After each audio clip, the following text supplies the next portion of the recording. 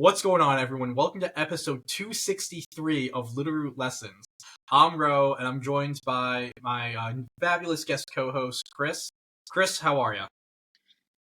Good. I played a surprising amount of Pokemon Pocket, even after playing in the tournament last weekend. I feel like it's been a fun and cool metagame that we'll get to talk about today. Yeah, this is going to be another Pocket episode. Really not much going on in the VGC world after Mickey Mouse Vancouver last weekend. And I believe we will have a regional next week. And of course, the GC for March is also the upcoming weekend. So if you want to play some best of one closed team sheet for points, sign up for it. Honestly, the threshold for points is super low at this point because no one's playing in them. I believe 1550, 1560 was getting you at least 20 points. So win 5 games and call it, and you're good. Yeah. Yeah. And so you can play more Pokemon Pocket because, unlike Regulation G, the current Pokemon Pocket format is absolutely amazing right now. There is just so many really good decks that you can play. We finally have enough cards where it's not just the Pikachu Mewtwo show. There are so many decks that you can run into at any time in a tournament. Yeah, and even within those decks, you have a ton of room to change around what you like, whether it's trainers, like how you want to split Sabrina Cyrus, or if you want to run Copy of Communication, or if you want to choose between two different basics that serve slightly different functions. The card pool is just big enough now that you have things that you're able to do. It's a little bit more interesting. Yeah, and it's also just there's a lot more really good cards to use as well in terms of just cards to build around. Even certain Pokemon if we had Infernape EX in the Genetic Apex set, swing for free retreat, swing for 140. That even if with the energy discard cost, that would have been unbelievable back then. And now it's oh yeah, that's a thing. You see it once in a while. But it's you can still build around that, and Arceus has a half a dozen decks you can do. There's just so much. And so instead of doing the tier list breakdown that we did last time for the Space-Time Smackdown review, as we go into the Triumphant Light review, Limitless has this great source where you can look at top decks that are being used in terms of counts, share, win rate, so on and so forth. And as you can see at the top, especially the top 3 decks, we got some new ones. Yeah. And I think in terms of, this is the part of the podcast where I'll tell Pokemon Pocket players to grow up. A 53% win rate deck is not a big deal. Just like when Darkrai Magnezone won whatever percentage it won last year, it wasn't the end of the world, and you didn't need to comment on every YouTube video about how tired you were of playing Magnezone. Once again, Pokemon Pocket players grow up. But yeah, I think there's a lot of different interesting things you can play here. I think for tournaments, you're probably going to be sticking to one of Dialga Arceus, some fighting type build, or some type of water type build. I think those are probably the trinity for tournaments, but I think in casual play, you can, like I said, because the card pool is so deep now, you can roll up with almost anything. I've been playing a ton of Glaceon on ladder just because it has unique breakpoints where you're doing with 110 damage, because you do 90, but you get the 10 on either side from its ability when it's in the active spot, and that's an interesting spot for it to be in damage wise. I think the thing that kills Glaceon EX the most, which is surprising, is the fact that Dialga exists and is really good and is swinging for super effective damage against you. You usually end up a turn behind. It's kind of if you watched the Jeff and Spraggles tournament where that Dialga player ended up doing really well. Sorry, not that Dialga player, that Glaceon player ended up doing really well. It was because they would get a lot of Misty hits, not even turn 1 win the game. It's Glaceon, if you cheat a single energy out, just rolls over a lot of, especially lower HP decks in the format. So Yeah. you don't even need a super high roll. You usually just need like the one turn. Just because attacking for 3 energy when you're not Leafeon and generating your own energy is a lot tougher. And of course, like we're talking about, I know Glaceon, which we don't see here, but that's the thing. It's like we don't even see this deck listed, and it's playable, it's fun. Honestly, everything you see here is relatively fun to play, and there is a lot. But let's at least start out with the top dog, and that is, of course, I'm going to try going with the more recent versions. Actually, a second. So Dialga Arceus just came in second place in the Ursa Day tournament, so I'm going to use that list as the example of why, like, what this deck is, as we currently see it in mid-March, and why it's so good.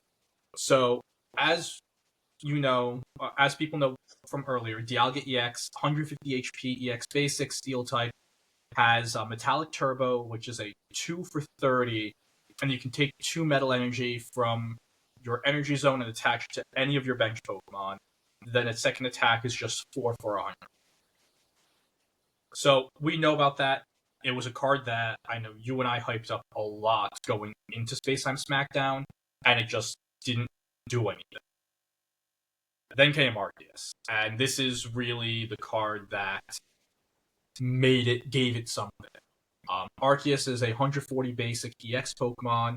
Its ultimate force attack, 70 damage for 3 energies, and it does 20 more for each of your bench Pokemon, so it can max out at 130. Pretty much, this is just better Pikachu. Yeah, and even not even Pikachu. It's just like basically power crept any colorless card that was in the game.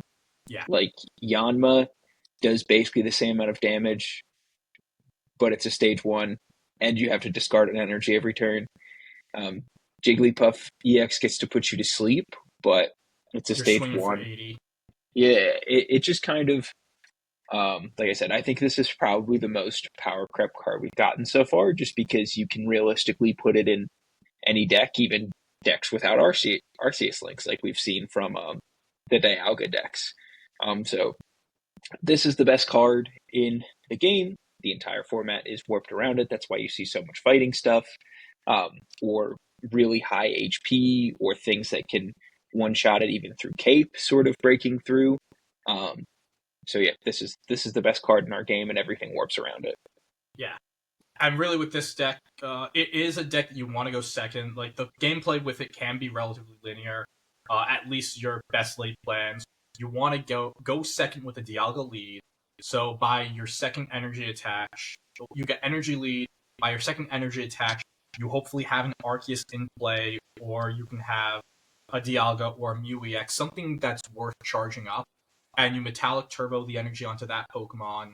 And then, especially if you charged into an Arceus, the next turn you can retreat, attach onto Arceus, and then start swinging at least for 90 at that point, if not 130, if you have your other Pokemon around. The current build, the new tech that people are using currently is having 2 Giovannis, and this is to kind of counteract what a lot of other people are doing with their decks. They're trying to get your Pokemon to 140 hit points, like whether it's through Potion, through Cape, to stay away from that 130 breakpoint that Arceus provides. Now, a lot of Pokemon are already at 140 HP, so the Giovanni is able to make sure that you can punish that without them having a cape. Or if you have a Rocky Helmet on your Arceus, which we see 2 here, since we have all these high HP Pokemon, you don't really need double cape. You can Rocky Helmet, so the opposing, if they have 140, go up to 160 with the cape. Well, now you can Rocky Helmet them to punish them for attacking, and then Geo and swinging that way. So, like, a lot of incidental damage to just help you get that 130 to upwards of 160. Yeah. Yeah, and I think this deck really wants to go second, but Yeah. basically the game plan loop of if they go first is the Dialga takes an extra hit and you deal with it. Or let's say worst case scenario, you lead on Arceus. That means you have 2 turns to try to draw your leaf to get you out of there. because on the first turn, like you can research to try to find that leaf, or you can get out of there. It doesn't even matter. Like you can still attach the energy on your Dialga in the back. You don't even have to leave until like your second time of putting on energy, whether you go first or second. So there are ways you can brick, but just from playing against it on ladder and things like that, there's also a lot of ways around it. Yeah, so this has been the deck I've pretty much played. I want to say from like once I got my second Arceus, this has been the only deck I've used on ladder. I used it in the five win streak event, and I got 5 wins on my first attempt, compared to the last 5 win streak event where it took me about like 5. I took like 7 or 8 different attempts with a ton of different decks. This one honestly felt like stealing candy from a baby. When you get to do the thing with this deck, you can't. It feels like you really can't. And that did bring up a deck that I was a little wrong about, and that is the Rampardos Lucario deck. Going through the cards, Rampardos is another Space-Time Smackdown card. Single point attacker, stage 2 because you have the fossil, 150 HP, and head smash, 130 damage for single energy. And if your opponent's Pokemon is knocked out by this attack, you take 50 damage and reroll. When you compare, so already this one attack, you're swinging over Arceus. When you pair it with Lucario, which increases your fighting Pokemon's attack to like 20 damage to the active, now you're swinging for 150, 170. You're getting over like a Dialga with Cape, which means that you can go, and since you're only a 1-point Pokemon, you're winning the prize trade every go. Yeah, and I think the one prize point Pokemon is really important too when we sort of link it back to that third part of our metagame, those water decks. Like, it's really hard for even if a Palkia deck gets like the perfect start where it starts on Manaphy, it gets its Palkia out, it's like getting all the energy, maybe they even get like a lucky Misty Flip and get one extra head. It is really hard to Dimensional Storm 3 times in a game. It's doable to do it twice. Like I said, if you get a good start, you get first energy advantage, but it is really hard to Dimensional Storm 3 times. Whereas this deck, it's so low energy, it's one knockout point, you just get to go, go, go. Obviously, you're only going to go as far as however many fossils you can find. No way to search fossils yet, but I also think Rampardos is probably the first card that's appropriately scaled for the fact that you have to find a fossil. Like things like Aerodactyl EX are playable. Things I think for when it was released, Aerodactyl EX was fine. Yeah, that's true. I just mean like now, if you put stage 2, 1 damage, 130 on like any other Pokemon, people would be like crying and whining about it. Whereas when Aerodactyl came out, not us, because we're very smart and handsome and we know a lot, but other people were like, oh, this card isn't good because Primeval Law doesn't do anything. And it's like, brother, you're missing the forest through the trees. Primeval Law doesn't do anything, but 2 damage for 80 sure does something. Swinging and beating up any single chip Pikachu back then. Oh yeah, no, it's like that was the only deck I played. Yeah, that was like the main deck I played during the Mysterious Island set. One of the other things like with this, and you do have another Mysterious Island staple in Marshadow, which has just been an unbelievable toolboxy card. Playing Marshadow with Lucario as well makes it even more threatening, because if they go and knock out your Rampardos or even like your Sudowoodo, you have Lucario or 2 out. 100 damage, not a lot, especially with how much the HP pools have been going up. 2 for 140 and swinging that revenge, or even just 120. Again, you're in a position where you're knocking out Arceus like all the time. You don't have to commit any energy to it until you have the Rampardos in hand. It attacks for 1 energy.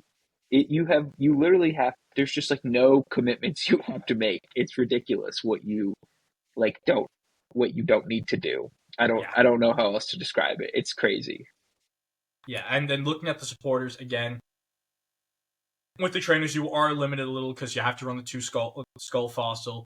Pokeball and Research are mandatory to trim down your deck, and that's also why you're only seeing one Sabrina, one Cyrus, one Calm, and one Cape. In the grand scheme of things, you probably would want 2 communications, because not only can you not search out the fossil card, but communication's your only tool to search out Granados and Rampardos.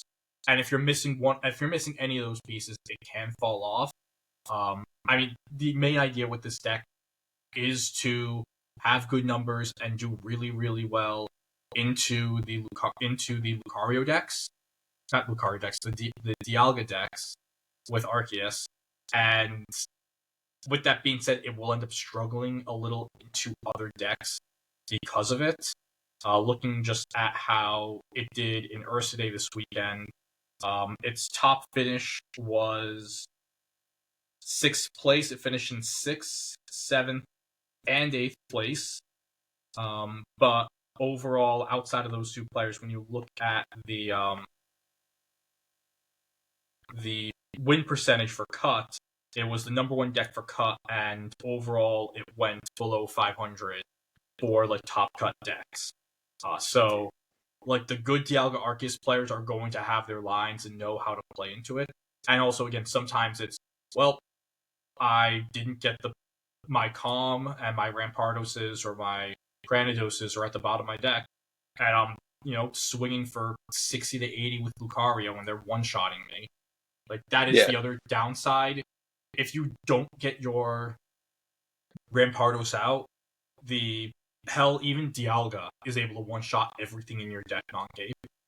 And so they don't even need to play the Arceus mode. They just need to play the Dialga mode and out-pressure you that way. Yeah, no, I totally agree. And it's just sort of, I think if you find the fossil line, it's probably an automatic win. If you don't find the fossil line, it becomes a 50-50 where, like I said, you're just sort of hoping that everything sort of lines up your way. Yeah. Another deck with a lot of hope, and this is something that a lot of people aren't happy is a thing. I kind of don't care. I think it's fine. And it is kind of like lowering its amount of usage. It is the Solo Kuna, which we're also seeing, just call it Solo EX Water type, where you're running 2 Palkia EX or 2 Articuno EX. The Articuno version, in my opinion, is better because you can do consistent damage. And then you run 18 trainers because they printed this card, Irida, because Water-type Pokemon didn't have enough support as it was, Chris. Irida is my favorite card in the game. I spent I played, when we talk about Gallade, we'll talk about it, but I played Garchomp in the Hooglandia Spriggles tournament. But since that sort of ended, I've just been playing like random water decks, whether it's like Obama Snow, Glaceon, the double Palkia deck. And this card is just so silly. I think sometimes it's not as good as you want it to be. Like in an Arceus metagame, Irida is not the difference between getting 2-shot or 3-shot by Arceus doing 130 damage, But against some of the other decks, like those fighting box decks or even the water decks where Palkia is slashing you, Irida is a tool in your toolbox that you're able to use. In a format this is the card that broke 18 Trainer, in my opinion. It just gave you the sustain you needed to be able to do it. Like, you don't have to play red card. You can play this, and it's basically a better potion. And even if something is putting in really big chip shots into you, you're still surviving. Like, the way you beat these 18 Trainer decks is by one-shotting the Pokemon. You can't, consistently do small damage into them because they're going to draw their potions, they're going to draw their capes, they're going to draw their Iridas. Like, there's just not enough dead draws in the deck to keep them from doing it, Yeah, and they can always stall you out. You're looking at double Sabrina, double Cyrus, so they can always move their damage around. One of the nice things with these 18 trainer decks with the water types is that both Palkia and Articuno spread chip damage onto the bench, which always makes Cyrus a super, super live card. So you're never, nothing on your bench is ever safe. On the other side of it, with Irida being able to heal everything with a water-type energy, if you're playing, in a water-type mirror and you just have water-type damage around, your Irida can stop the opponent from abusing Cyrus, like being able to abuse Cyrus. It's Yeah. so it is a little degenerate. Um, After my 5 win streak, I decided to just be the worst person. Actually, yeah, I think you. I won't even need to pull the text. You called me the worst human ever. That's I correct. went on another 7 game win streak playing Solo Kuno. Solo Kuno was like the first meta deck I built in Pocket when it was like memey but still fun. And you had to just play a ton of garbage cards because we just quite literally didn't have enough cards. I was using fossils. Playing As like Pokedex. no, I didn't play Pokedex, but I was using fossils and everything, Very which funny. still isn't good. And I had one game. I went first, led with Articuno. They were playing a crappy grass deck. They led solo Snivy. I played Misty. I hit 3 heads. I swung. I won. I didn't get a thanks. Yep. Yeah. If I get Misty turn one, you are not getting a thanks. Most Yeah, of the other times, I'm fine, whatever. I'll click it. But if it's turn one, I didn't get to play the game.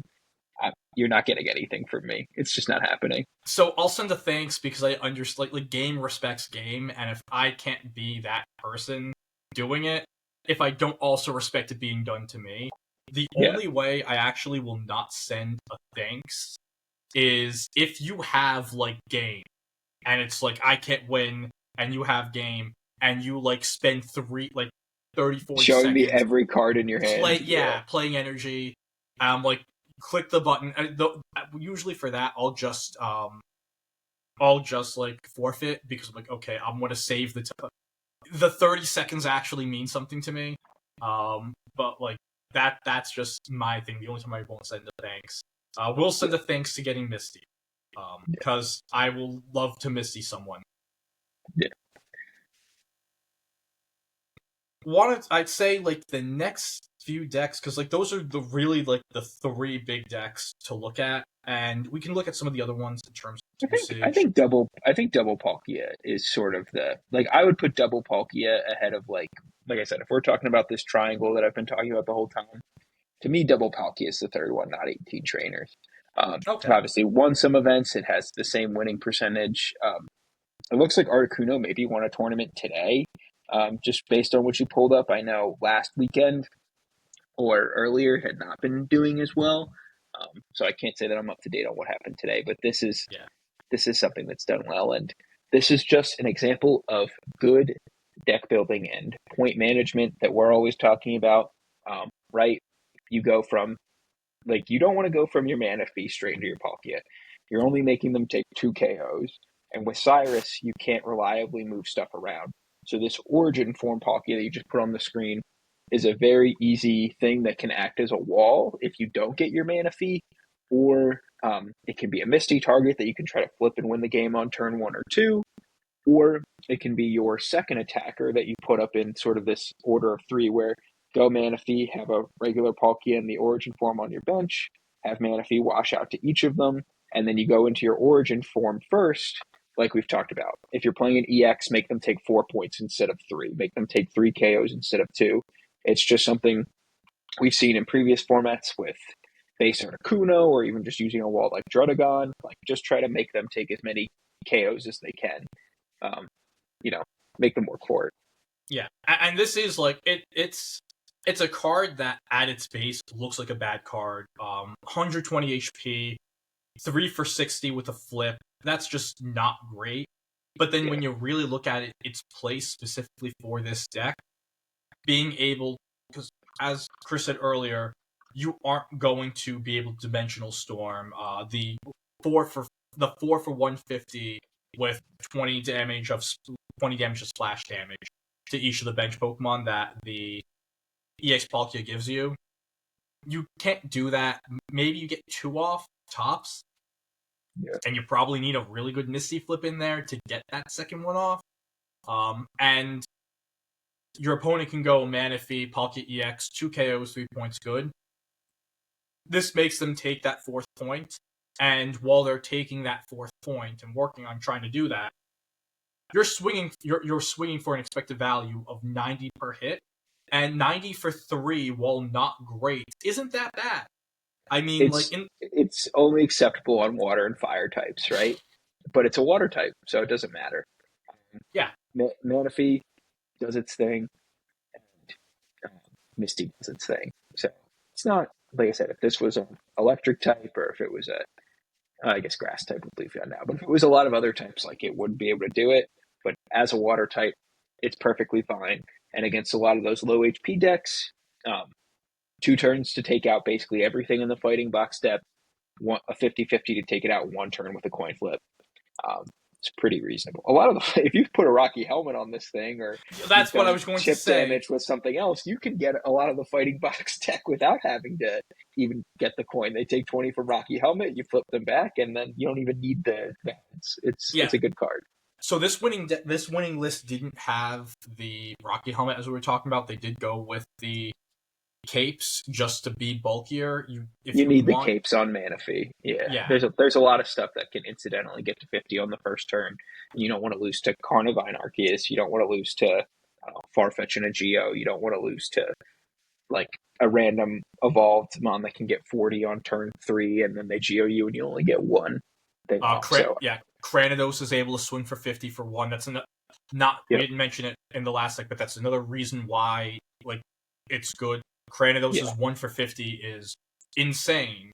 And even the other thing with the fighting decks, there's a lot of them are starting to play Hitmonchan as well. And Hitmonchan plus Lucario, you're hitting that 50. Like, Manaphy needs to be a 70 HP Mon as much as you can get it there. This is another thing where Irida has been a big, like, thing for it too. I feel like a lot of times people try to two-shot Manaphy, like, super early in the game, like double Palkia Slash, double Hitmonchan without Lucario.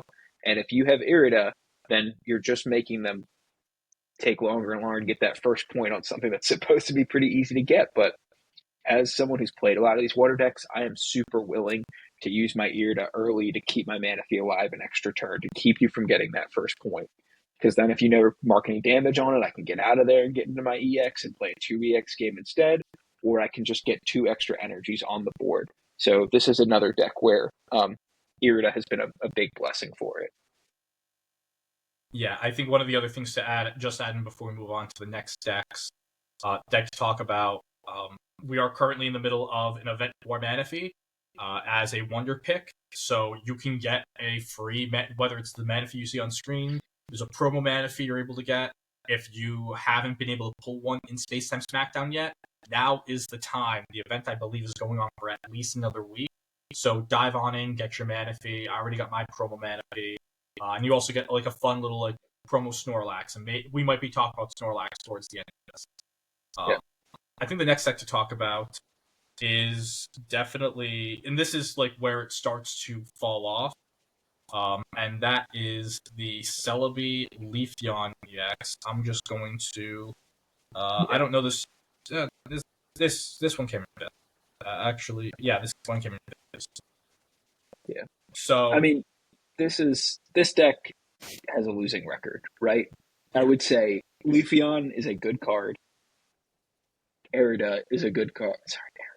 Erica is a good card. Oh, the rest of them we're not really so sure about, but yeah, I will talk about Leafeon because I think it's really cool.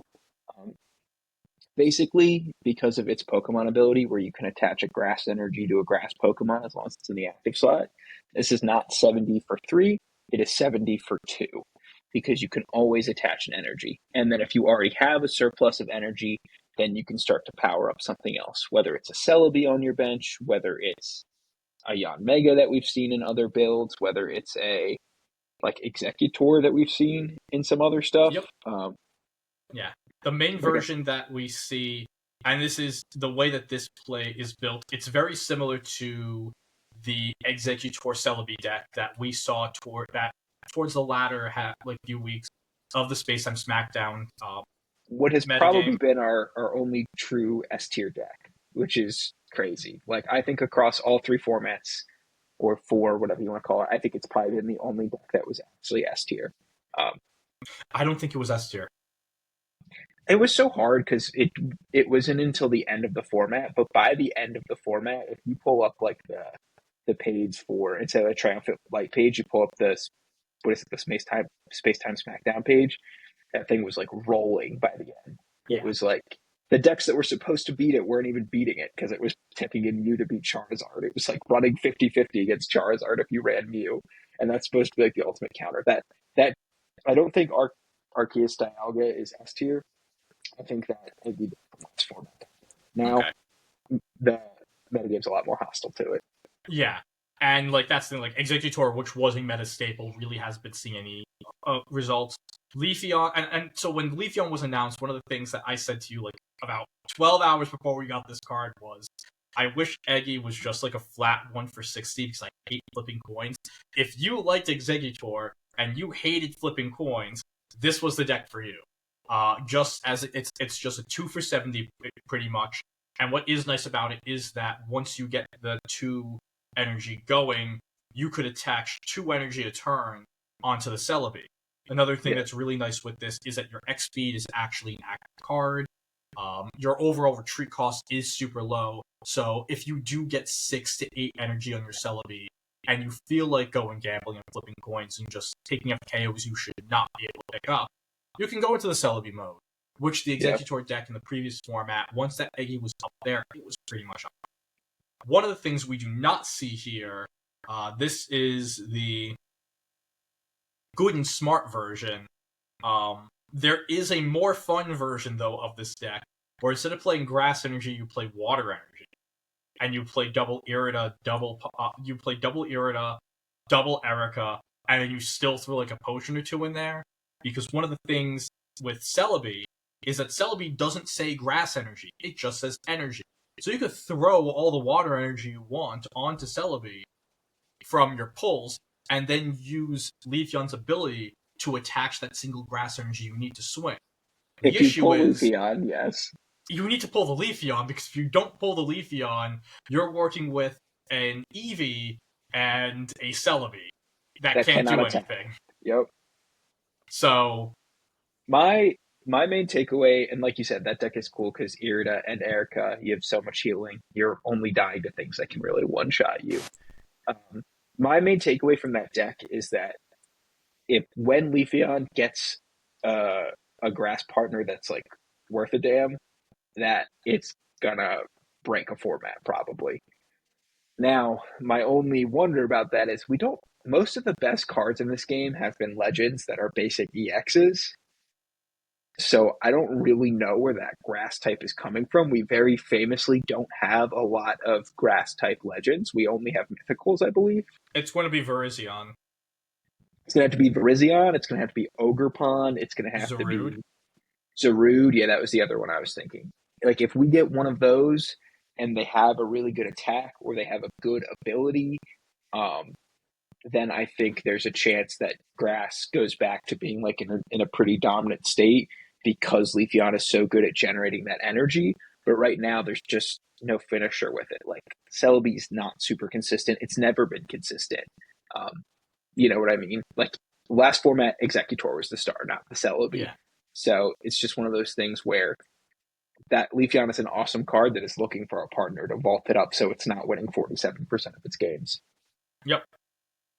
Moving on to what was one of the top decks of the last format that really hasn't done a lot recently. Let me see, I might have a better, how did it do in first day? Actually, this deck has completely fallen off. It looks like it did not even top cut Ursa Day, so I'll just grab one of these here. And this is the Darkrai Bag Zone deck. This is the top placing from the Hooglandia Spraggles tour from last week that Chris played in, 27th place. One of the big issues I think with this deck is that the new format gave it nothing but headaches. It's one of the few decks that didn't get a single new tool. The list that we see here is pretty much what the list was, or at least relatively close to what the list was when the previous format. Yeah, there's not a single new card in here. I mean, Yeah. maybe the meta has caused some things to be changed around, but the problem is everything in the good decks are trying to be around 130 damage, and Darkrai into a Magnezone Blast is 130 damage. Now, obviously, you've probably previously gotten chip from things like Druddigon, maybe Darkrai, but it was like a very like slow, controlled deck in a metagame that has a lot of energy acceleration at this point. Yeah, I think that's the commonality with all the top decks in the format. You have one that has both Misty and Manaphy, one that has Dialga to get everything to go, pretty much let you put 3 energy on and set up an attacker immediately. And then you have the Rampardos deck and Fighting Box that literally does not care about energy because everything needs only 1 energy in that deck to attack.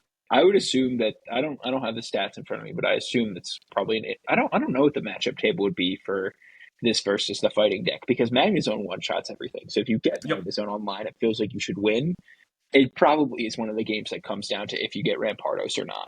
Because if you get Rampardos, then you're probably KOing everything. But if they don't get Rampardos, then Magnezone just wins the game. Well, it's not even the Darkrai. It's not even Rampardos. Like Darkrai KOs everything in the deck. You're right. Yeah. So like Darkrai energy attach even plus it even gets like Lucario. Yeah. So. And like I think like that's like the reason why Fighting Box the Fighting Box Magnezone deck was better in the last format, because at least it was faster. It modally allowed you to punish for sitting on a Druddigon. Now it's like these decks don't care if you sit on Druddigon. They get rid of the Druddigon in a single turn, and you're now potentially upwards of 2-3 energy attaches behind. And if you can't get your Magneton and Magnezone going super quickly, by the time you get it going, it might be too late. Especially now that you're also seeing these Arceus decks run Giovanni to make sure that you incidentally also pick up Magnezone. Yeah, you pick up Magnezone, you pick up Darkrai, you pick up a lot of stuff with that extra getting to 140. Yeah. I think instead of going through the other decks, and like there's a few of the examples here, a better way to show the rest of what we're seeing in the format in terms of new decks, just going to go through a few tournaments as well. And we're going to start here with, this is the RCDA tournament that just finished. So, a lot of good results with this one. We can actually this is the Top Cup breakdown. So, as we were just saying before, Rampardos Lucario had a lot of usage. Dialga had a lot of usage. These next 2 decks, mainly the Gallade Hitmonlee, this was one of the new ones that we saw. I famously am never wrong. I'm only early. I called this, that Gallade was going to be good. And it's finally coming around, sort of, because it did have an abysmal day 2. Going 36%. 36%. That's not how I would measure it, Like, sometimes I think in VGC, which we're very used from, like, I put a lot of importance into day 2 and how you played against other things. But with, like, Pocket, and especially how long the RC Swiss is, I honestly a lot of times will just look at the Swiss win rate because it's sort of a bigger sample size. But, yeah, sort of going back to it, I mean, me and you for basically a week and a half were sort of talking about, like, what I should play. We had talked about... I told you to play Gallade. Yeah. Which we didn't go with. No, we went with Garchomp, which I still think I stand by that to a certain extent. I think for last week it was the play. Yeah. No Gallades really did that much better. But yeah, basically, sort of the idea is both of these are things that have really strong matchups into Arceus. And basically Gallade, if they have energy on them, you're like a lot of the times one-shotting them. Whereas Lucario, you're kind of going more for the hit them with your one attack, pull them up with your other, and then use Dragon Claw to finish them off. So the reason I went for Garchomp was because I liked how it scaled up, right? I liked how Gibble and Gabite could actually do stuff, unlike Curlia and Ralts. I liked how you had an attack that could attack for 1 energy to let you move other stuff around and attack with some of your other fighting box pieces earlier. But I think Gallade being able to one-shot Arceus, depending on the energies and things like that, was something that was a really big feather in its cap. Um, so, like I said, they sort of both trying to accomplish the same thing. They do it differently. Gallade has had more success over the couple weeks. I think just because it can take out down the Arceus in one. You're not trying to hit it over 2 turns and potentially have to take like two of the, I don't remember what the attack is. Judgment. I'll call it Judgment because that's the actual move. But Yeah. like I said, having because you're not taking two of those, you know. So it's really important to one shot the Arceus just in case you have to attack it first. And Gallade does a better job of that than Garchomp does. Yeah, I think one of the other big things with Gallade is that against the water type decks, especially your Misty water type decks, like you sent the screenshot today, you high rolled 12 on a Misty. Yeah, High rolling 12 on a Misty against a Gallade deck, you aren't going to OHKO the Gallade because it also has a massive HP pool at 170, which is why you don't see in the deck list any giant capes. It's because Gallade doesn't need it because nothing in the game outside of Charizard one yeah, shots it, and Charizard one shots through cape. And putting a cape on Hitmonlee and Marshadow is just stupid because everything OHKOs them, even with cape, as we've continued to say. yeah. So This list is interesting to me too because this has become the predominant Gallade list, like at least from a Pokemon perspective. We can talk about like some of the tech cards, but from a Pokemon perspective, like people are playing two Hitmonlee, one Marshadow, which is interesting to me because I found that when I was playing, I found Marshadow to be super awkward because it's not getting the same value in a deck where a lot of times your EX is dying for two. Like in this deck, I just don't understand what you do if like the opponent just puts one thing in the active. Like I don't understand what your plan is. Like if I come up and it's an open decklist tournament and I see this, I'm not putting anything on my bench until I absolutely have to. Because your Marshadow can only hit me for 40 for two, your Hitmonlee can't touch me at all, and your Gallade can't really touch me until turn 5 at the earliest. Like so I don't really get how this deck wins, but that's a me problem because it has clearly been winning. I just don't understand what it does if I just put out one basic and don't do anything. I just don't get it. yeah, I think so. The big thing, at least for me, if you do put up the one basic, the idea is once you start ramping up, if you're putting energies on that single basic, Yeah. well, once I get the Gallade going, you're giving me a KO, and then I'm rolling faster than you are. And if you do put that, and so you kind of like are at a point of damned if you do, damned if you don't. You pretty much like if you're doing that one basic strategy, you're more so hoping that they can't set their Gallade up, and you're just not playing the game. You're not putting energy on. You're not doing anything Yeah. This deck because is Gallade or bust for yeah, sure, which I was not how I built my Garchomp deck. I had a Pseudo Wudo, I had a Farfetch'd, I had a Hitmonlee. I was only playing one lead, but still, I had early game things to do when I didn't do it. Whereas this is very much like, hey, if I don't draw my Gallade, I'm going to lose, and I understand that. Like a lot of the fighting box decks this weekend moved away from Pseudo Wudo yeah, that was one of the big because things. it's only good right now in the meta decks. It's only good into Arceus Dialga. It's it's terrible into Manaphy.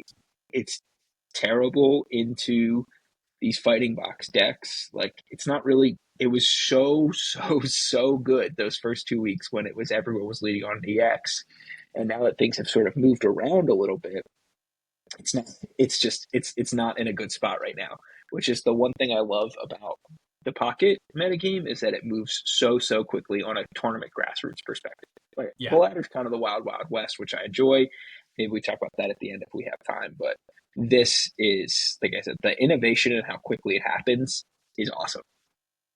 yeah, and the thing is, I don't know if this deck has any staying power. I think it's just a there's a lot of energy in the format, and maybe that makes the other fighting decks even better. Well, May, there's no good psychic decks right now. So not, I that's the mean, other thing. the thing is like, I think people fixate on the type matchups too much. Like there It's not are that big of a deal. how your deck like those 20 points can be a big deal. We see how important a cape can be, how important a potion can be. I'm not going to sit here and tell you it's not worth anything, but the way the decks line up from like a matchup perspective is way more important than that. But with that said, you can't really even find anything that has much of an advantage on this specific fighting deck because the psychic decks stink. Mewtwo, there's no reason to play Mewtwo. Like you can't accelerate energy fast enough, even with Guard of War. Um, Miss Magius was fine. Not No, it great, was but bad. No, fine. you will not tell me it was fine. It was bad the entire time. 2 for 70 on a stage 1 is fine. It's And bad. confusion is an interesting effect, but the It's bad. problem is you can't confuse Arceus, so it just becomes 2 for 70 with nothing, and it's not that great. And like Gengar, if you could get into it, would be really interesting right now because supporters are so good, but it's so hard to get into, and 3 for 100 really isn't that great. Um, so there's just not a lot of psychic decks that are going to bully it right now. That are, and I don't think it like has a bad matchup into like the play patterns of a lot of the decks, except for like I said, Articuno water decks or like Glaceon water decks. Which like how often are you running into those? You know? And even then, it's like you're doing like for them to have all the energy out, you're doing 130. You like, I mean, if they attack into the helmet, they're knocking themselves out, Yeah, even through Cape. So that's another thing with those water type decks where it's like you could try to get the Gallade to attack into a helmet and then swing for 150 with your Palkia EX. You also have to get the 4 energy on the Palkia EX. And if you put 4 energy on that thing, guess what? You're knocked out before you can do anything. yeah, exactly. So yeah, It's I like a just think overall, like I feel like we've probably covered a lot of the super meta stuff. Oh, we still have yeah. to talk about Gyarados. We should talk about Gyarados. We should I know absolutely have to talk about it Gyarados. didn't have a good top cut, but I'm assuming its Swiss round was probably pretty playable. Can you click Yeah, on so Swiss round? sure. Swiss round 50%, 50. 50%, But which I don't think solid. that's not look. That's the best performing water Galade's deck. yeah, and Gallade is, and that's with Gallade Hitmonlee being the highest win rate deck and having the third highest representation. Like Hitmonlee is abysmal for Gyarados. Like for Yep. Gyarados to be putting up those results in a meta where Hitmonlee is in like as that portion of decks, to me is very good. Especially when like these decks don't even have room for Cape. They're not playing Cape or Blue. Like they're playing Rocky Helmet. I think for they're playing Rocky Helmet so that they can always get Arceus and Dialga in one shot with Yeah. Gyarados, which to me is a fine trade off. If you get Hitmonlee, you get Hitmonlee. There's not a ton you can do about it. But basically, this is the same formula as the double Palkia deck we talked about earlier, right? Manaphy into Palkia Origin into your finisher. The thing about Gyarados is Gyarados can click Rampaging Whirlpool 3 times. It's not Yeah. Dimensional Storm. Like that is basically it. And the HP I will and also more say there's a few other aspects of it to me. yeah, This the energy HP disruption and the HP as well. the energy disruption is like such a hit or miss because sometimes you disrupt yourself, which is very funny. Now you always can put on energy the next turn to attack, so it's not the biggest deal unless you're trying to set something up in the back or make sure like you're insulated from something weird like a Cyrus or a Sabrina play. To me, the biggest thing is the HP. I cannot tell you. Garchomp has 170 HP. I cannot tell you how many times You wish it I was 180. died. Yeah, specifically because it was 170 and not 180. And because I'm playing a stage 2 and I'm playing 2 capes, I mean, playing 2 communications, and you have to play all these basics, like I did not have room for capes or potions. And 180 is the point where you can attack into like 2 Rocky helmets potentially and still be good into an Arceus unless they have Giovanni. So there's just, or you can take a Dialga 30 attack into the Arceus full attack, even with a Geo, if there's no helmet involved. Yeah, That 100, they would have to double Geo. yeah, exactly. So that 180 HP is like, it's not a break point because it's not super common, but it is enough to get above like almost the worst case scenario. You know what I Yeah. mean? Which to me, that's the repeatability and the HP are the 2 big things that separate it from Palkia and why the past 2 weeks it has outperformed Palkia. Yep, and going through it as well, like you have it's just two of literally it's just 2 of everything. Your two research, 2 leaf, 2 misty, 2 Pokeball. In the previous Gyarados decks that we saw, which were the Gyarados, Greninja, Dredagon decks, those were Yeah, usually the only 8 trainer cards that we would see you can because of the only fit them. fact, Yeah, that we had to have Dredagon. But now with Rocky Helmet, everything's a Dredagon. Your Manaphy's a Dredagon. Your Origin yeah. form Palkia is a Dredagon. Shit, your Gyarados is a Dredagon. Look at that. I I would probably fight pretty hard for a communication here. It's so hard though, because like, what do you cut? Like, I would it does not. I would probably probably cut cut a one of the helmet. Iridas. I think helmet's really important though to make sure you get Dialga. I think like helmet is. I don't know. And I that's think you need. and I think you need both leaves probably you absolutely need both leaves. in case you get stuck on Origin Palkia. I Yep. mean, but that's the only thing you need it for. Like maybe you just say like one. I just need one in an open deck list to force my opponent to respect it, and then I just hope I draw it. I think I would probably cut one Irida for a calm here because I think you really want the calm to just try to get one of your other basics or even just like your utility basic. If I have Mana Fee, like if I have a second Mana Fee, like I don't really want that second Mana Fee. Even Yeah. if it gives me back a Palkia Origin instead of a Gyarados, that gives me something to go into before I go into my Gyarados, you know? So I would probably want to calm here, but that's splitting hairs to a level that we probably don't have to do. Yeah, and that is the weird thing, like with the Gyarados list in general. Even just going back to Mysterious Islands and back to even last format as Tightest it's list in the popped up. game. Yeah, We talked about this with Gyarados Greninja so many times. This, you have more space because you're not playing the Greninja, but but it's still a tight it's list. it's a water deck, so it's playing too Misty. I think I saw a version that wasn't playing Misty at all. There was Was it one the that one that went undefeated and won a tournament? I think it was last weekend, maybe. yeah, And that played. It just was like, I'm not going to flip Misty heads. I'm just going to mana for you and then keep my utility in other ways. Um, so you're losing that get out of jail free card for like some more consistency, which I don't think you could do in a Palkia deck, but in a Gyarados deck where, like I said, you just need those 4 energy, you could probably get away with it too if you wanted to cut a Misty. yeah, and that was something I think like Jeff Hoagland said in one of his videos, might have been today's video, that like he's like, yeah, it's like there's some decks only playing one Misty. And that like the two Irida people, like the healing factor might be a little more important than the Misty factor because like if you do get that Misty heads on your Gyarados, in most cases you don't need the second one. You're probably good, and since you do have Manatee setting it up, you can get your Gyarados online relatively quickly. I mean, hell, like all the time I played like the Druddigon Greninja version of Gyarados, there were times where I would whiff on both of my Misties and still get Gyarados up just fine, Yeah. and that was without having a secondary way of accelerating energy. So Yep. maybe you don't need it, and that's actually the part you go and Yeah. cut down. Let's go. This is more so fringy-ish, laddery, but still good. Let's talk about some of the other different Arceus decks, and the two main ones are Arceus with Crobat and Arceus with Carnivine. So Yeah. one of the other things, the link abilities that we mentioned, there are one Pokemon of each type. You see like the special art on the card, like below the text.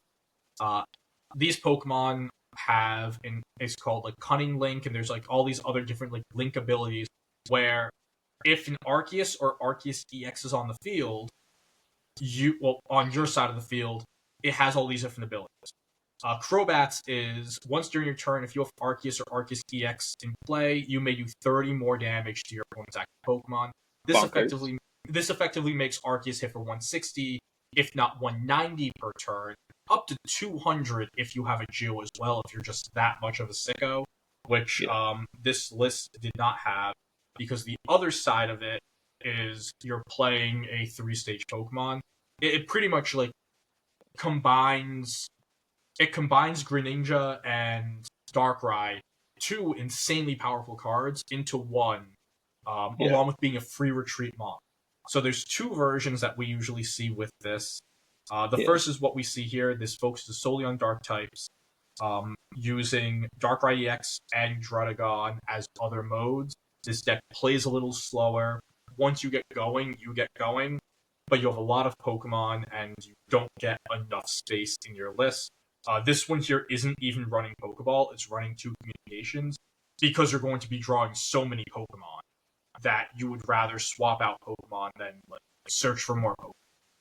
Yeah. And this version, sort of like we talked about, can run Dark Energy. So Crobat can attack for 50 for 1, which is decent on a stage 2.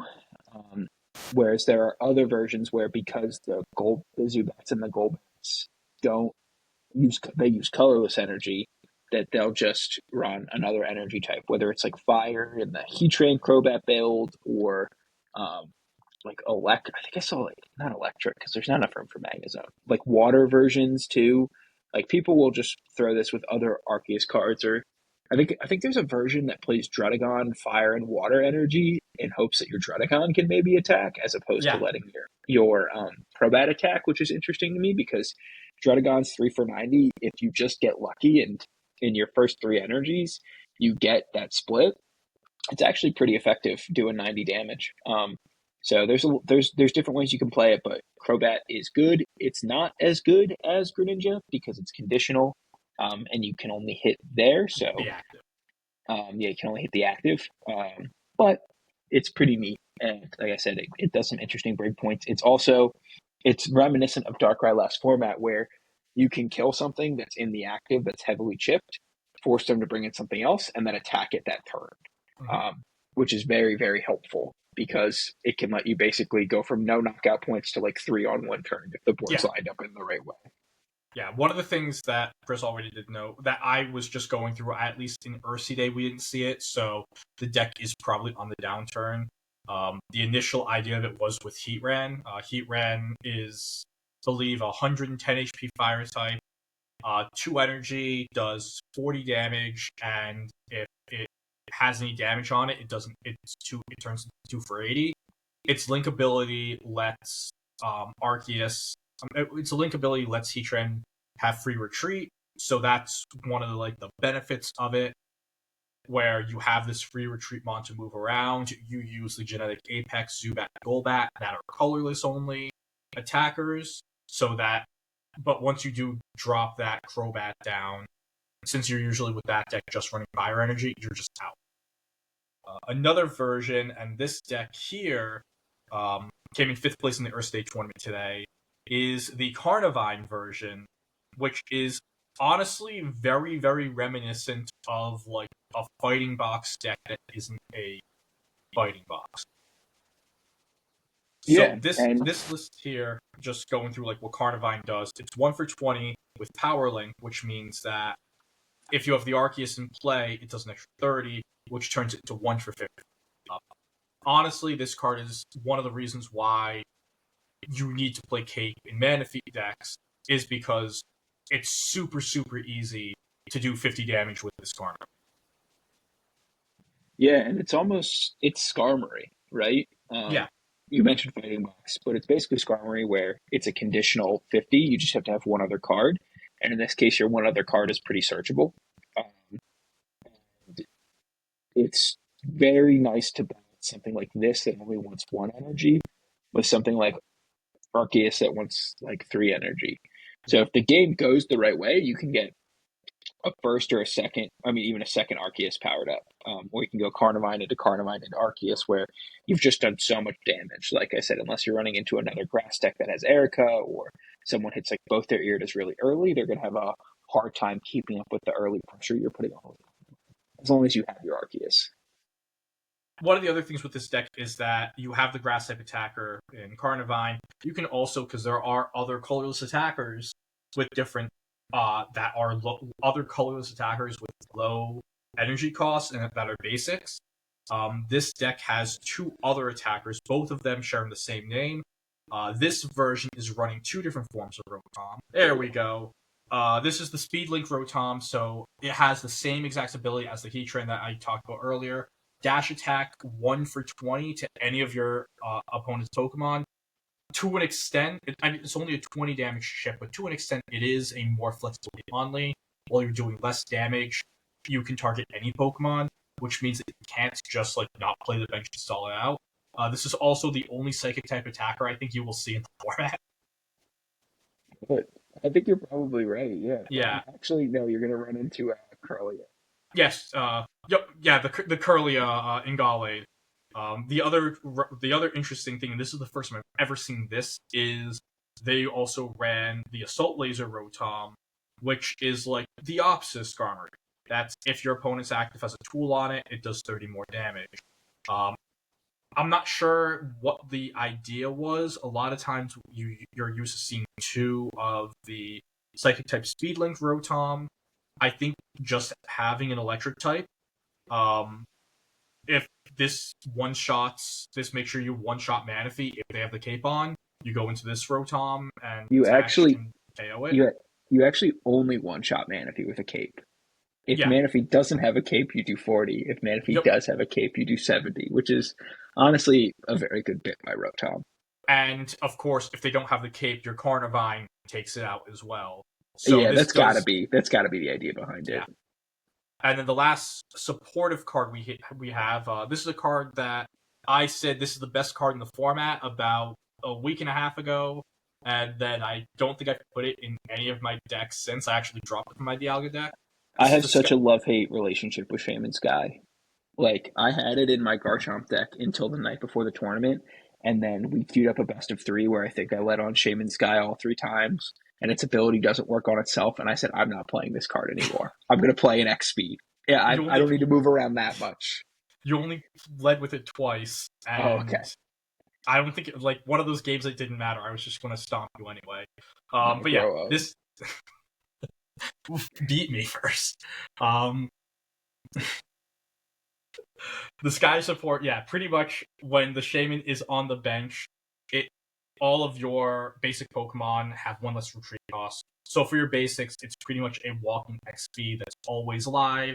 And in a deck that only plays basic Pokemon, this makes everything have 3 retreat besides the Arceus, which brings it down from a cumbersome 2 retreat cost to a very manageable 1 retreat cost. And of course, you still have the single leaf in the deck just in case. One of the other things with this, you can run a lot of different trainers. This one, the only cards they have 2 of outside the Pokemon are Research, Pokeball, and Rocky Helmet. And then they're just running singletons of everything else because this is like a true toolbox. You're able to have a card for everything. This is how I build for open tournament, where I say I'm going to play one of a bunch of different cards so that you have to play around all of them. Like, I think you were going to talk about Dawn there. Like, I'm going to make you play around Dawn by having one Dawn instead of having 2 Cyruses, or like a Cyrus and a Sabrina, because if you see I have both, you have to play around both. Whereas if I play 2 Cyrus, you only have to play around Cyrus. So I really appreciate how this person built their deck. It speaks to me on a spiritual level. Yeah, honestly, I think the only thing that's stopping me from playing it is I only have 1 Carnivine and I don't have any Rotom. Carnivine is like the only card I'm missing from the set from like a completion perspective. Like I'm missing Arceus because I only have the immersive Arceus. Like I don't have the regular EX, so it doesn't count it towards the Pokédex, which is like fine for now, even though it's bothering me. But like somehow Carnivine is like the one card that I cannot get a second copy of.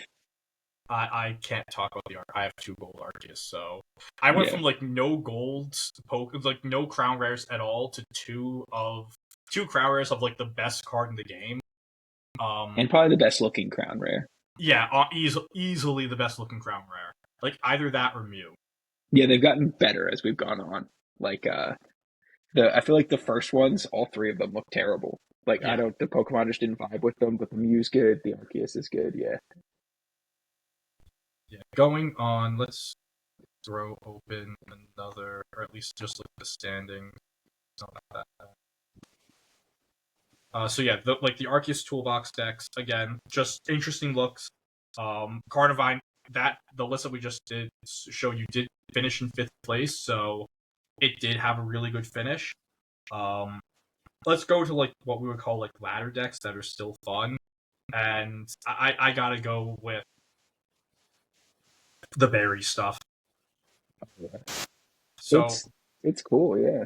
So Berry is a supporter. So once during your turn, attacks done by your Snorlax, Heracross, and Staraptor cost 2 less colorless energy. So this has ended up being the most consistent Berry deck, where you play Snorlax here, turns that 4 for 100 to a 2 for 100, and of course you fall asleep. But you have a decent chance of waking up by the time of your next turn. It gives you a wall that is also able to chunk things when you have the berry out there. Yeah, 25% chance to wake up because you get a 50% into another 50% Yep. because it doesn't matter if you wake up for your opponent's turn. And this is a deck where you just have a bunch of single knockout point Pokemon, and they have relatively decent HP. Marshadow is a newer innovation, and that's lower HP, but Magnezone is high HP, Snorlax is high HP. Magnezone lets you generate energy, so you can just throw all your energy at both your Snorlaxes and trying to hit on berries, or use your energy on setting up the Marshadow, and being able to make sure you can do that as a follow-up. So I have not played this deck at all, but I really like the idea behind it. Single knockout point Pokemon being good are cool. Just a different way to play the game. It's good into some of the more annoying decks, like I said, like Palkia and stuff like that. So it's pretty neat. Yeah. Yeah, I think one of the main reasons why you're going with using... So with this, you're also only using fighting energy. You're not playing electric energy. Yep. Because the Magneton can get its own electric energy for the Magnezone. What's nice is that the single Marshadow lets you, like, again, if any sort of... All you need is just a teeny bit of chip in any sort of way into the Arceus, and Marshadow will be able to one-shot it. This, of course, doesn't really have that way of chip. I was going to say, this deck, the closest you're getting is Magnemite, or if you brick on your Magnezone for a while, maybe Magneton attacking for 4. Yeah. Doing 60 for 4 or whatever.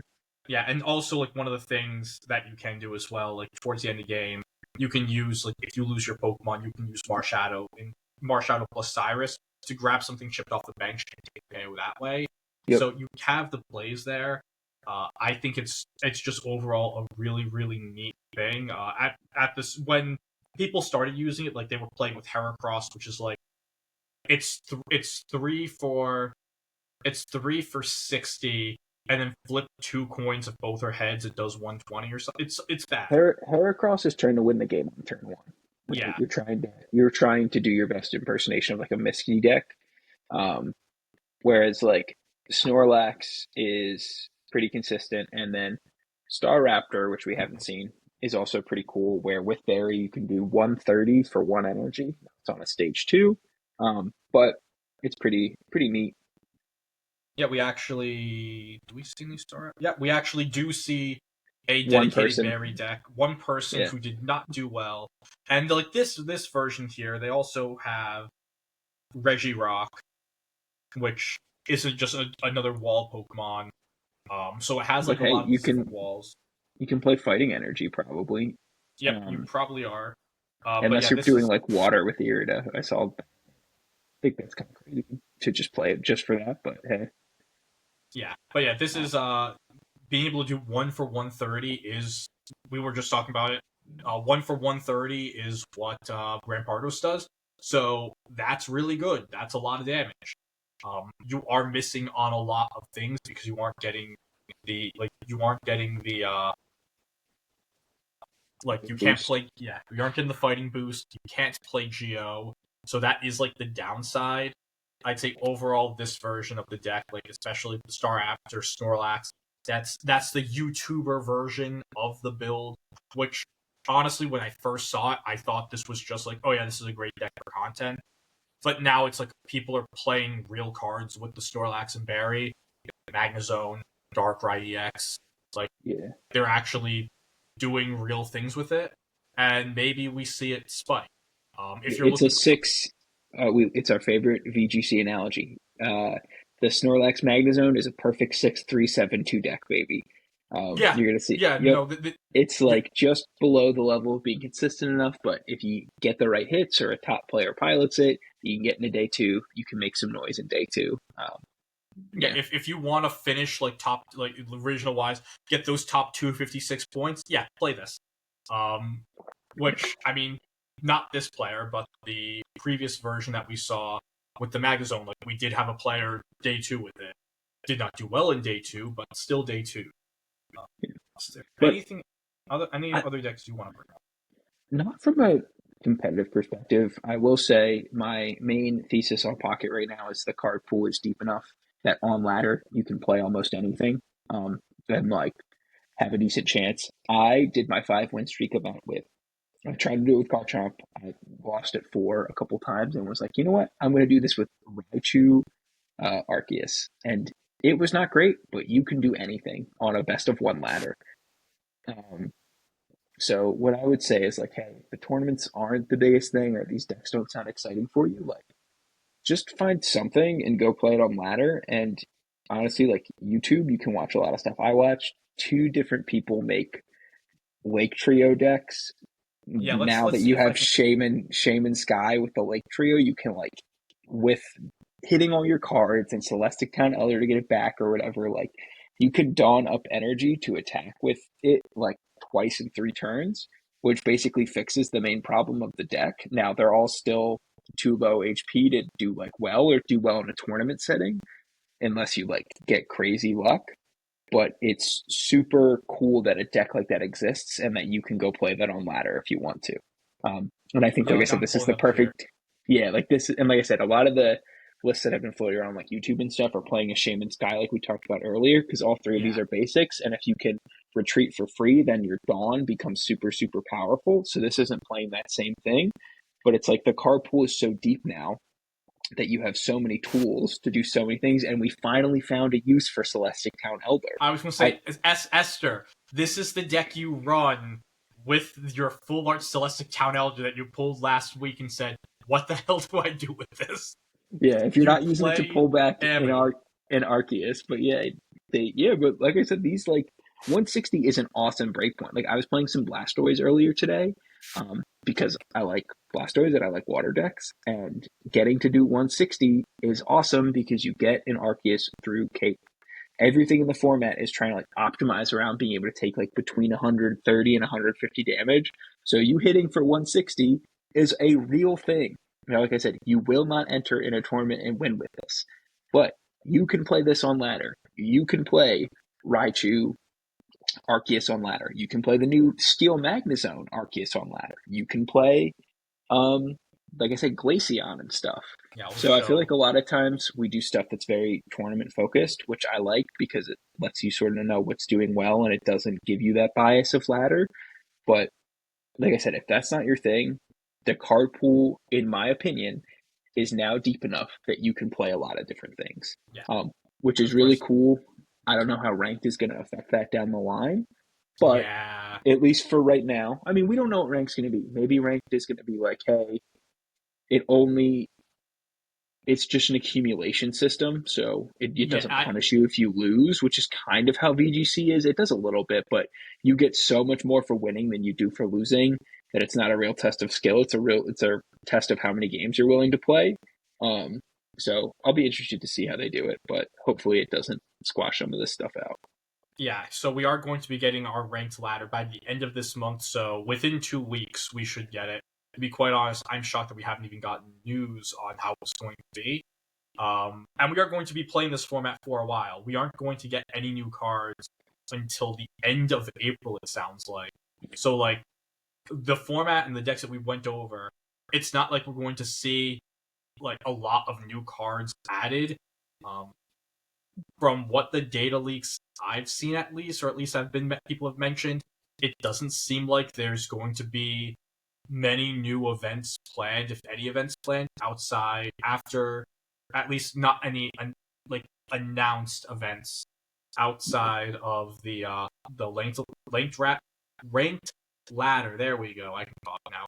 Ranked Yeah. ladder release, which means like this is we get a promo card that matters a little, but outside of that, like this is what we're going to be working with, and I'm pretty happy. Like there's a lot of things to do. This is Um, the best of the what is this, the fourth format? yeah, Apex. Yeah, this yeah, is the best of the Apex. like I like the Apex format, but it was very much like, hey, you can play these 3 decks. And by the end, I think by the end, Mewtwo It had was hey, you figured can it play out. these 2 decks. Yeah, it was really the two. Yeah, Mewtwo had sort of figured it out by getting those walls, and then Mythical Island was fine. We I got our liked that first format so taste much. of Fighting Box, which was cool. Space Time Smackdown, in retrospect, I did not enjoy. No, Um, space. I will say this. There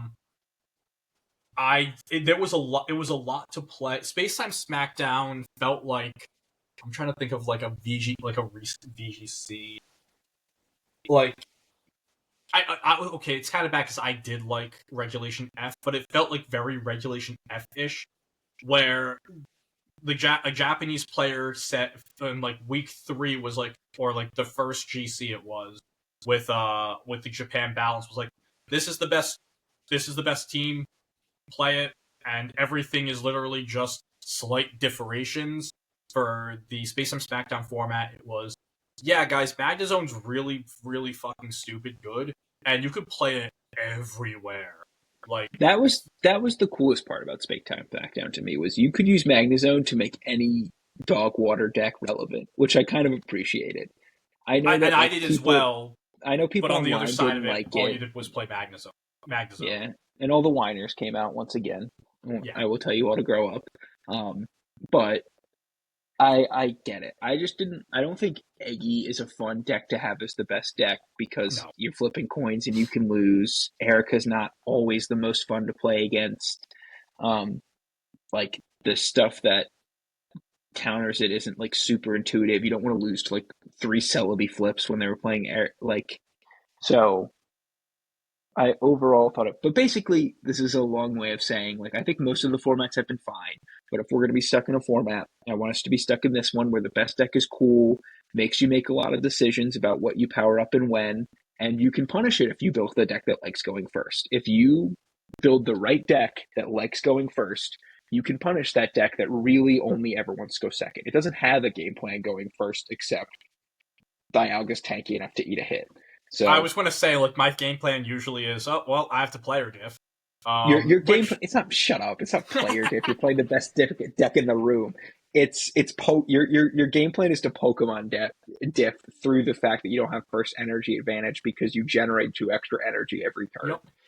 But It's if you Dialga like, is as broken as we thought it was. Again, never wrong, only early. and Dialga was fine last. I think, like I said, I played Dialga, Yanmega, Mew, and it was good. It was fine. People played Dialga, Skarmory, Heatran to a certain amount of success, so it was still fine last format. Yeah. But yeah, well, like I said, long story short, I think this format is good. I think the best deck is fine to play against. It clearly has very clear counters that aren't like cheap or cheesy and that don't like automatically lose to another thing. So I think we have a pretty interesting gameplay loop. And if you're, I think the only, like I said, Psychic's in kind of a tough spot.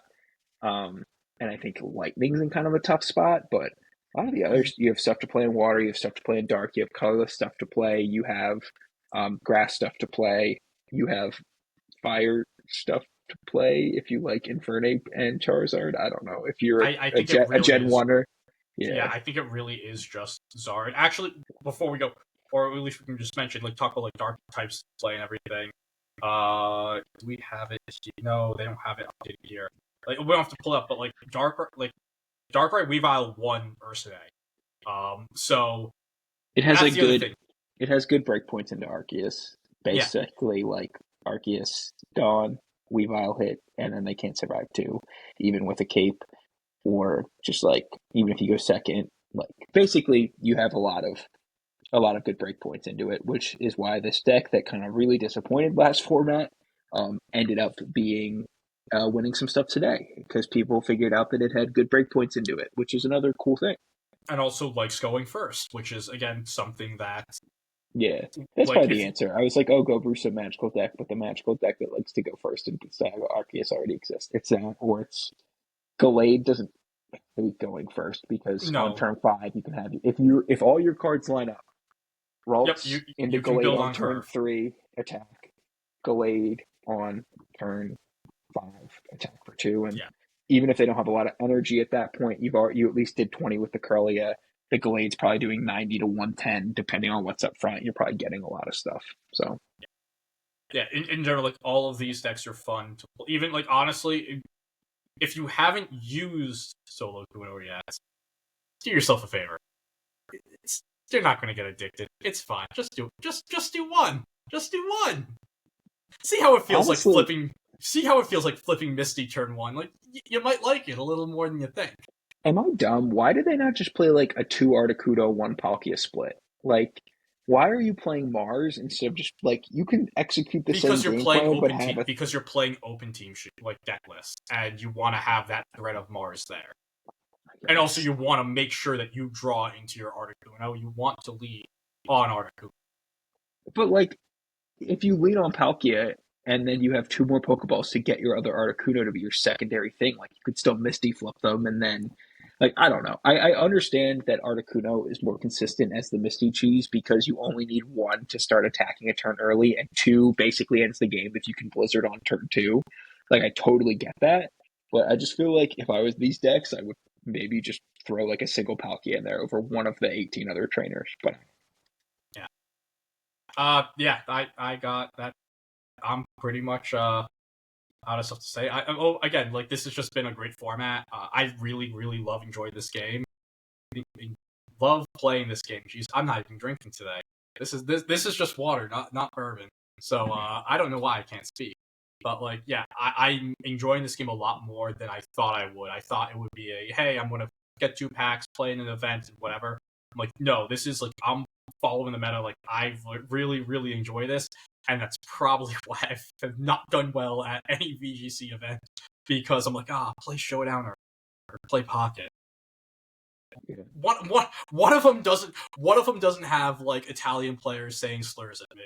So Well, they probably are. You You just can't see them in the chat. Yeah. Oh yeah, that's like I can pretend that they aren't, and I don't know. It's true, yeah. No, like I was the person I Misty Flip turn 1 probably said like the worst possible things you could say to a person about me, and I didn't know. I was like, I'm not getting that thanks, and then that's it.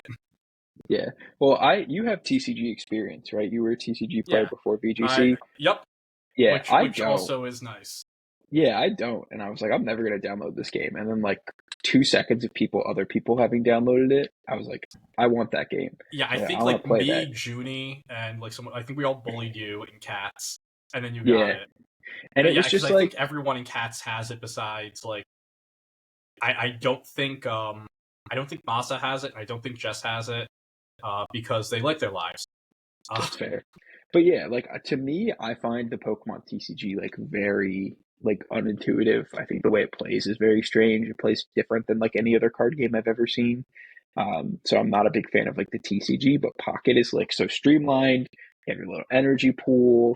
Yeah, it's just like there's no rulings. Like it's very, very nice to like just sit down and play as an introduction. And I don't really think this will ever be a gateway into the TCG for me because, like I said, honestly, I think my opinion on the TCG is it kind of needs to be redesigned from the ground up to make it not just be, hey, search all these cards every game, no matter what.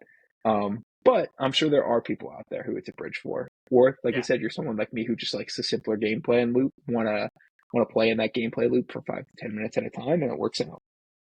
Yeah, it truly is like the perfect game. Like sit at your desk, like you have like a little break for work, like or you just don't want to do anything. Hop on ladder. A long game is like a 10-minute game for me, and that's like everything's going wrong, and it's not even like you can like timers. Yeah, you both bricked, and you're and even like there's a turn limit. I think once it hits like turn 30, it just says tie. Yeah, I think so. Yeah. So like yeah, like there's no like super long game. Like it's just really fun. I know we keep throwing these pocket episodes out here when we have a new set come out and we have a free week in VGC. But yeah, this is a game to play if you want to just have that like nice little fun Pokemon game that doesn't have a ladder rating showing like your number and treating that as like your value as a player. For another 2 weeks. And with all of that, Chris, where can the people find you? Discord, and if you want, on Blue Sky. I believe it's CJL78 on Blue Sky. We do this every time. Yep. To the point where I just know it. Yes, it is. Yeah, exactly. But no, if you want to talk Pocket, since we have the TCG and Tabletops little channel, which is basically just the Pocket channel, where sometimes someone will post something about the TCG and I'll like read it when I wake up in the morning. I'm like, what are they talking about? I'm confused. Yeah, but like what was it right now? Smeargle's talking about like actual like TCG stuff. Yeah, exactly. And I'm like, what? What are we talking about? It's like, wait, Baxcalibur's not in the game. What do you mean? But no, it's a cool place to come, and there are like people of all sort of skill levels in there, both for VGC and for Pocket. Like I said, I've just been talking more Pocket because I have a child on the way. I have no VGC events coming up. So it's a lot easier for me to play a 5-minute game on my phone, and it will probably be the same thing when my daughter's born. It will Yes. probably be a lot easier to hold her like this and have the phone here than try to like pull out my Nintendo Switch. So it's just where I am at that point in my life. Yeah, and of course you can find all of again, talk about Pocket, talk about VGC in our Discord. You can also go and message at us on our Blue Sky at Littleroot Lessons. I was going to say tweet at us, but that you don't do that there. I don't know what it is. There's no word for it. People haven't Not figured out the right one. Yeah. not yet. You can also watch all of our videos on our YouTube channel, Littleroot Lessons. Follow us on all podcatchers, Apple Podcasts, Spotify, Google Podcasts, if that's still a thing. I can't remember. Any other place you find podcasts, we are there. And let us know if you play Pokemon Pocket. If you do, what's the coolest card you've pulled? What's your favorite deck to run recently? Are you excited for ranked or not? These are questions I have for you all that you can let us know in our YouTube comments. Even on Spotify, you can comment on Spotify, leave an Apple review with that information. 5 stars, of course. And thank you for sitting in on another Pocket Talk on Literate Lessons. Bye, everyone.